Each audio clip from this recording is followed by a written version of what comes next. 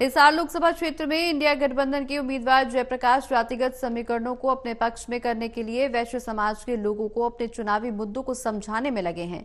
ऐसे ही एक वैश्य सम्मेलन में इंडिया गठबंधन के उम्मीदवार जयप्रकाश से खास बातचीत की है टोटल न्यूज के associate editor doctor Mahesh Kumar ने। सीट पर कांग्रेस पार्टी के उम्मीदवार के समर्थन में पूरा जातिगत समीकरण बदलने के लिए अब जेपी समर्थक आगे आ चुके हैं। हम इस वक्त मौजूद हैं हिसार विधानसभा क्षेत्र में और जेपी लगातार अब हिसार विधानसभा क्षेत्र में अपना संपर्क बढ़ाते हुए नजर आ रहे हैं। मुझे ये बताइए कि लगातार एक बात कही जा रही थी कि अगर जातिगत रंग में ये पूरा इलेक्शन रंगा गया तो फिर जेपी की मुश्किलें बढ़ने वाली है, लेकिन अब जातिगत समीकरणों को ही पूरी तरह पलटने की तैयारी है। देखिए, जयप्रकाश ने जातीय राजनीति कभी नहीं की और हमेशा 2004 के चुनाव के नतीजे जब आप निकालोगे तो इसी हिसार असेंबली से मैं 50,000 की मैं लीड की थी और 1996 में यहाँ से मैंने 46,000 शहर की बात कर रहा हूँ। और परसों मैं गया, सबसे जो इलाका है हमारा बुआनीखेड़ा का, क्षत्रिय समाज, ब्राह्मण समाज, गुर्जर समाज, SC/BC के जो गांव हैं जहां पिछली बार कांग्रेस बहुत पीछे रह गई थी, आज वहां कांग्रेस जीत की तरफ जा रही है।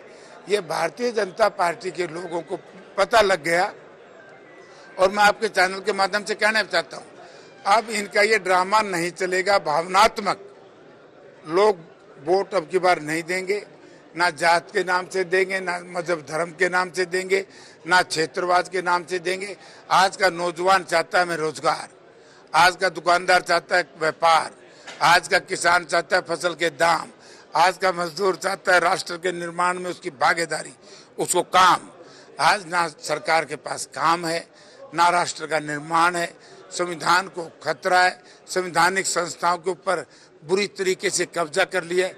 आप ये देखिए, पहली बार आजादी के बाद सीटिंग चीफ मिनिस्टर श्रीमान अरविंद केजरीवाल जी का क्या कसूर था? आज तक सीटिंग चीफ मिनिस्टर की कभी गिरफ्तारी नहीं हुई। हेमंत सोरेन का क्या कसूर था?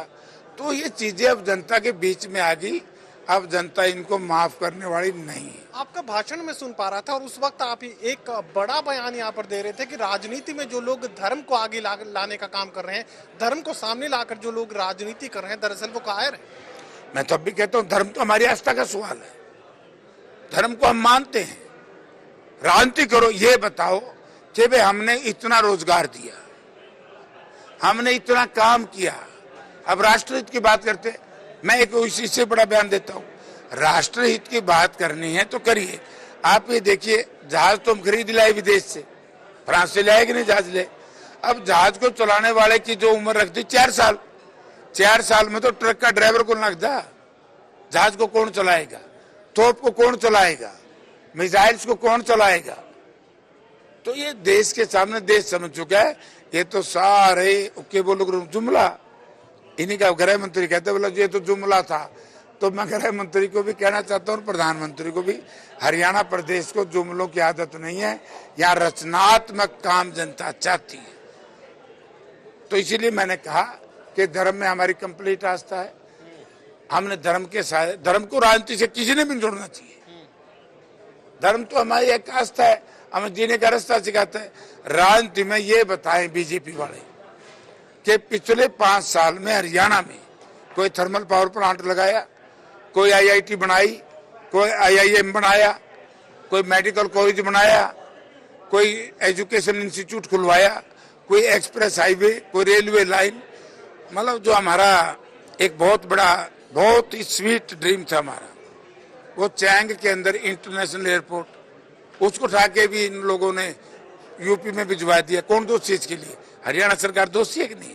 और हिसार शहर जो ये ड्रामा कर रहे हैं, बार बार इंटरनेशनल एयरपोर्ट बनेगा। अरे भैया, कोई आदमी सामने आके ये तो बता दो, डोमेस्टिक एयरपोर्ट तो है नहीं, इंटरनेशनल कैसे बन जाएगा भाई? ये सारा गेम किसी एक बड़े मल्टीनेशनल कंपनी के मालिक एक दिन आएगा, सारी जमीन हमारी ले जाएगा।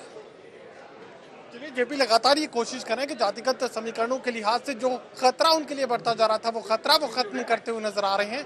और लगातार ये कोशिश तमाम वोटर्स के बीच पहुंचकर कि जातिगत समीकरणों को अब साधने की कोशिश जो पहले से चलती नजर आ रही थी, अब उसे और ज्यादा तूफानी रफ्तार यहाँ कांग्रेसियों की तरफ से दी जा रही है।